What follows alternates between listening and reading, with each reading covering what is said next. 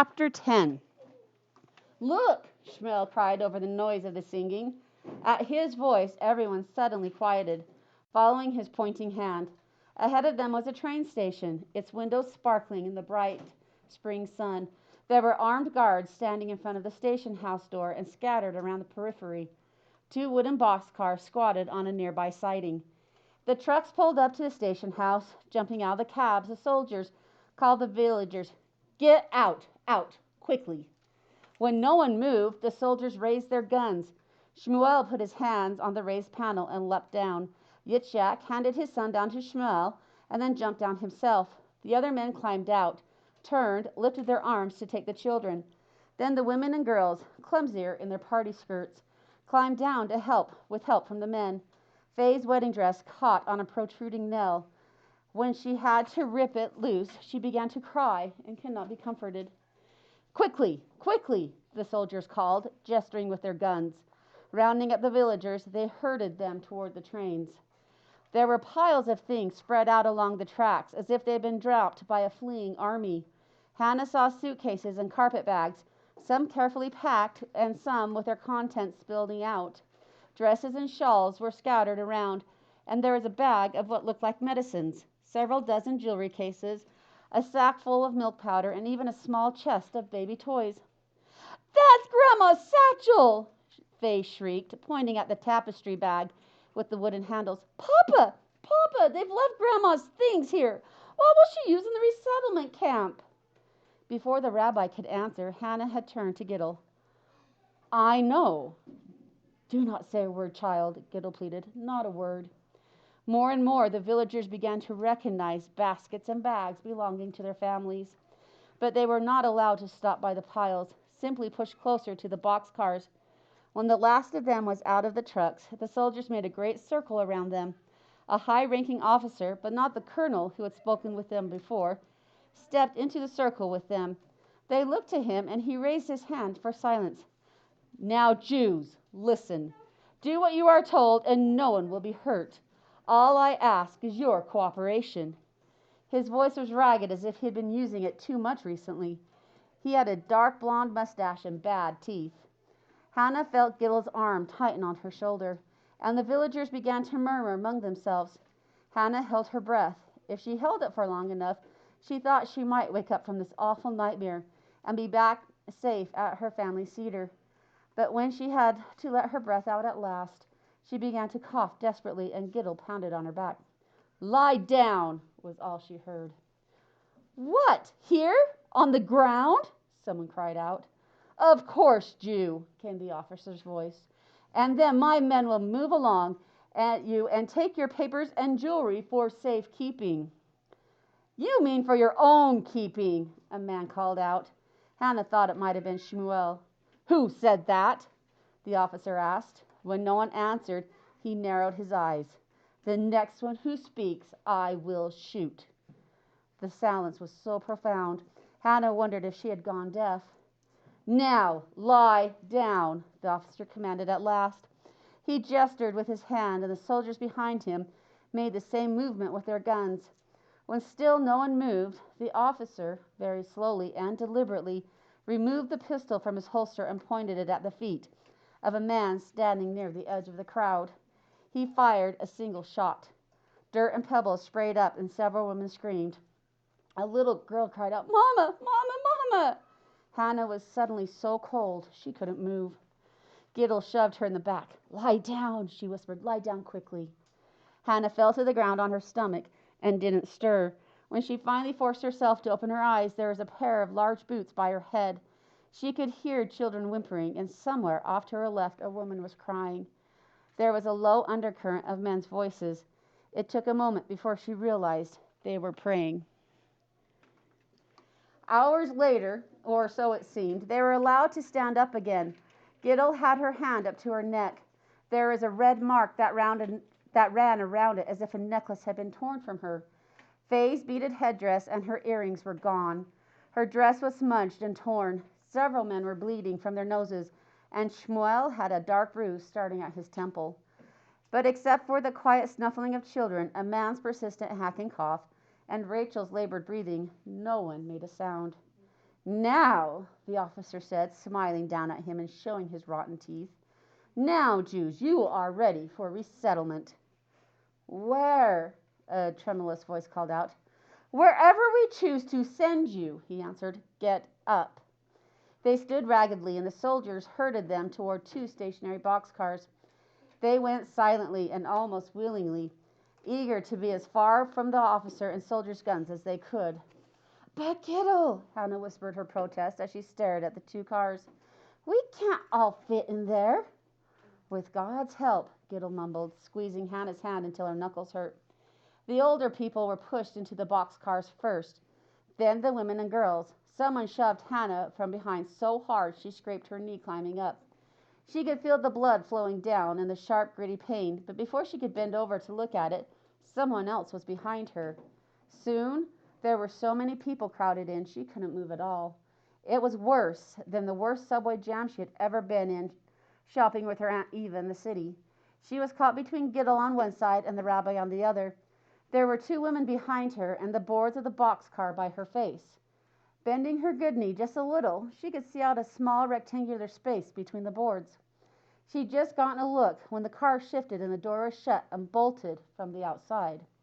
We're locked in, a woman screamed. We'll suffocate.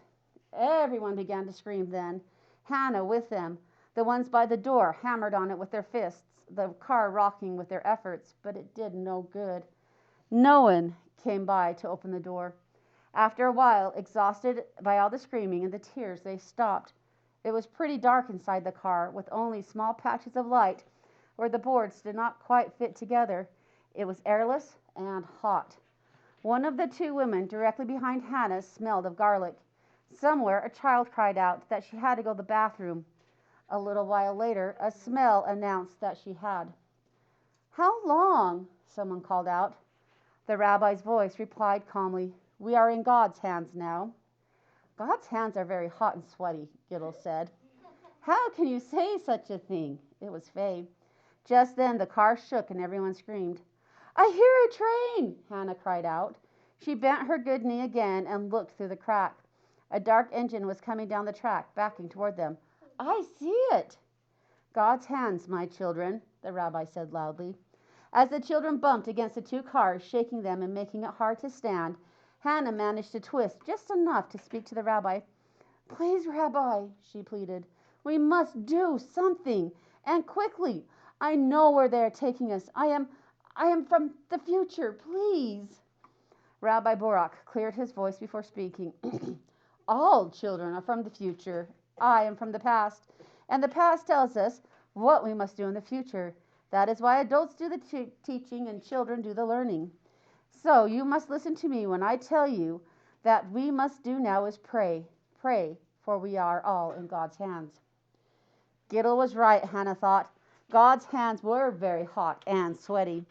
The stench in the crowded boxcar was overwhelming, a powerful stew of human perspiration and fear, and the smell of children being sick. As the train clacked along the tracks, Hannah thought how lucky she was to be near a pocket of fresh air. Most of the others were not so fortunate. For the longest time, no one spoke. But after an hour, the silence was too depressing, and voices volunteered what comfort they could. I can see a little bit, a man near the door said. We are passing a town. Now I see peasants in the field. Spontaneously, several voices cried out, Help! Help us! Any reaction? Yitzchak asked. Yes, they ran their fingers across their throats. Those idiots, do they care for nothing? A woman asked. Shmuel answered, Did they ever? A man with a deep, rough voice spoke. I hear there is a shuttle taken to a railway station somewhere in Russia. Why resettle Russian Jews? Russia is not big enough for all. Big enough so a story could get lost there. So tell us, where in Russia? Giddle asked. Who knows where? The man called out. What does the where matter? The shuttle is no longer there anyway. But whatever it was, the villagers were made to lie down in trenches, like herring, head to foot. And then, Lord God, they were slaughtered as they lay there by soldiers with machine guns. Lime was put on top of them when they were still warm, and the next ones were made to lie down on top of that. 6 times they made herrings, 6 times until they were all dead. A woman, her voice edged with hysteria, said, you heard, but if they were all dead, how could anyone know for sure? A man coughed and continued without answering her. When they made us lie down, I remembered what I had heard. Another woman said, but they did not kill us. They just made us feel uncomfortable. Uncomfortable?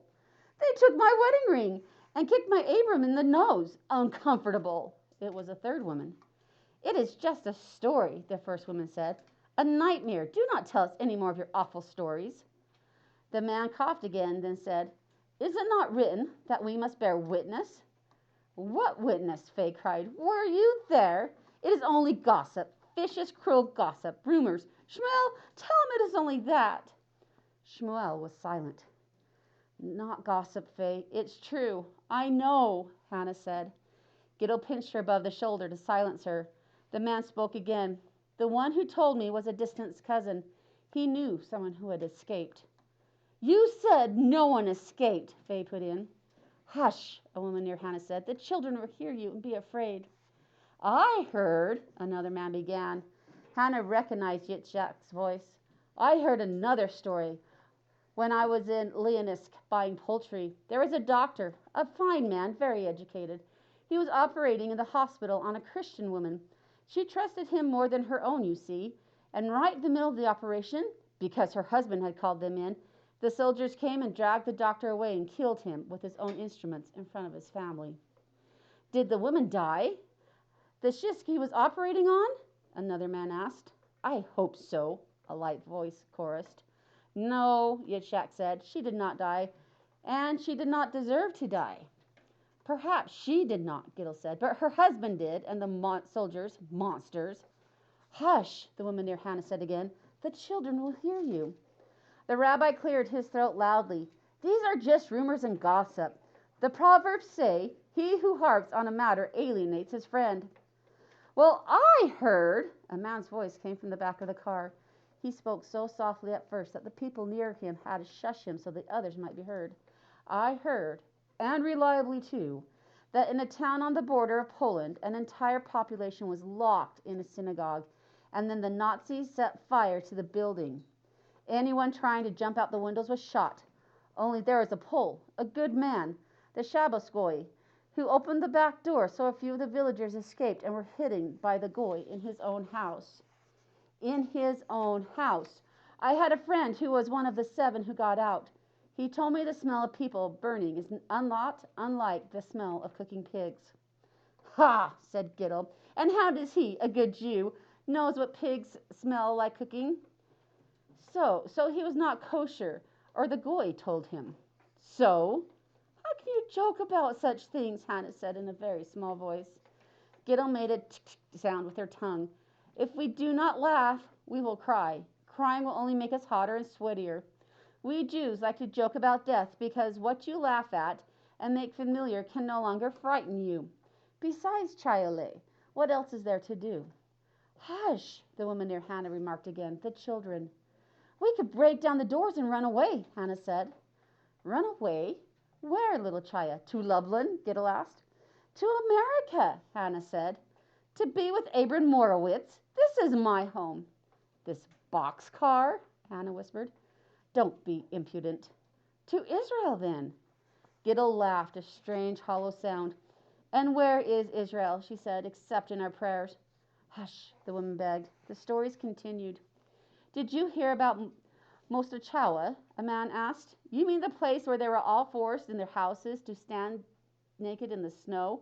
Yitzhak said. Rumors, a rabbi cautioned. They were beaten, a woman said. Yes, Masha is right, beaten unmercifully. And the blood on the snow? My Uncle Moishi was there, said it was like rose petals falling. Rose petals, he said, the man concluded. No more stories, Faye shouted. Nothing more will happen to us, nothing. We are uncomfortable and crowded. We are hungry, but it will pass. We are going to be resettled, that is all. And then I will be married with a canopy. I heard. Hush, hush, a woman near Hannah spoke in tired spurts of sound. The children can stand no more. My child is senseless with all this talk. A voice close to her said quietly, "Let me take the child, mother. I will hold her for a while." There was a small movement, and everyone tried to adjust. Oh my, the child is not senseless. The child is dead. Blessed be the righteous people. Hannah wept.